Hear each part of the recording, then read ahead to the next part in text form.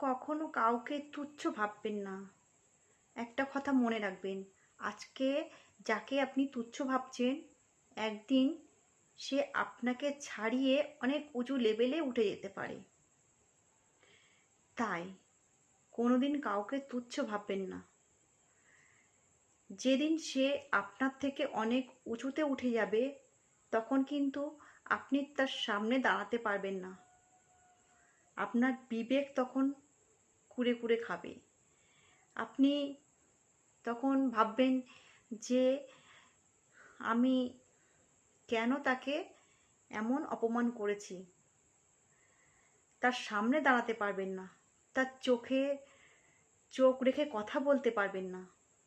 তাই আমাদের কাছে প্রত্যেকটা মানুষই সমান। সবাইকে সমান নজরে দেখুন। কেউ কারোর থেকে ছোট নয়, শুধুমাত্র একটু সময়ের অপেক্ষা করে। কেউ তাড়াতাড়ি ওপরে উঠে যায়, আর কেউ একটু দেরিতে, কিন্তু সে উঠবেই।